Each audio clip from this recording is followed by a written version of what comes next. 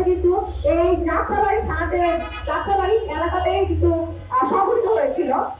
তো জুলাই আগস্টের পরবর্তী সময়ে আমাদের সরকার গঠন করলাম, আসলে আমাদের মূল দাবিটি কি ছিল?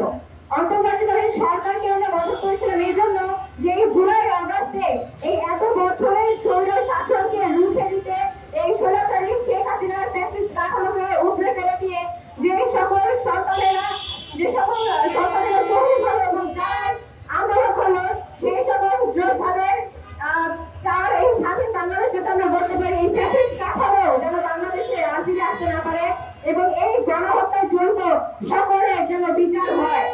কিন্তু পরবর্তীতে আমরা দেখতে পেলাম গণহত্যায় জড়িত কারো বিচার তো হলোই না, এমনকি সেই গণহত্যাকারী ফ্যাসিস্টের দলকে আওয়ামী লীগকে পুনর্বাসনের কথাও হচ্ছে। এমন সরকারকে আমরা চেয়েছিলাম। আমরা যতটুকু ইউরোপ এবং যাদেরকে পুরস্কার করা হয়েছে কিসের লক্ষ্যে? এই গণহত্যায় জড়িত সকলকে, তারা পুলিশ হোক, র্যাব হোক, যৌথ বাহিনী, সেনাবাহিনী, যেই হোক, প্রত্যেকের বিচার যাতে হয়।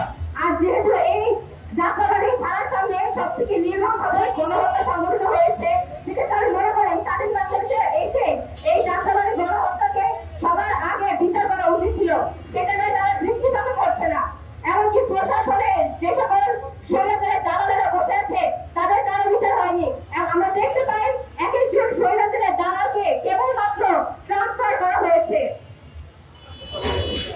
ট্রান্সফার করা হলে কি আমরা বিচার পাবো? তারা কি বিচার করছে? এই বাংলাদেশে এখনো স্বাধীন বাংলাদেশে এসে আমরা অনেক দুর্নীতি, এমনকি স্বাধীন বাংলাদেশে এসে অনেক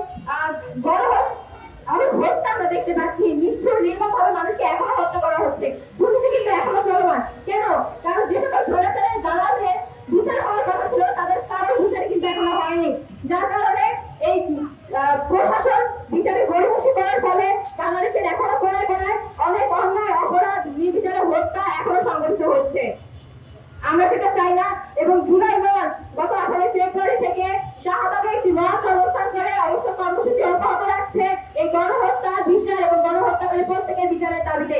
এবং আমরা জুলাই মাসের পক্ষ থেকে বলতে চাই, যতদিন না পর্যন্ত এই বাংলাদেশে গণহত্যাকারীদের বিচার হচ্ছে ততদিন পর্যন্ত আমরা জুলাই মাস আমাদের অবস্থান কর্মসূচি অব্যাহত রাখবো এবং পরবর্তীতে আরো দরকারি ব্যবস্থা নিতে বাধ্য হবো। আপনারা যারা বলছেন যে মানুষ নির্বাচন চায়, এইটা আমাদের সামনে জনগণ, শহীদের মায়েরা, তারা তো নির্বাচন চায় না। তারা চায় গণহত্যার বিচার হোক। গণহত্যার বিচার না হলে রাষ্ট্র সংস্কার করা হবে না। রাষ্ট্র সংস্কারের আগে আমরা কিসের নির্বাচন? আমরা কোনো নির্বাচন বাংলাদেশে হতে দিব না।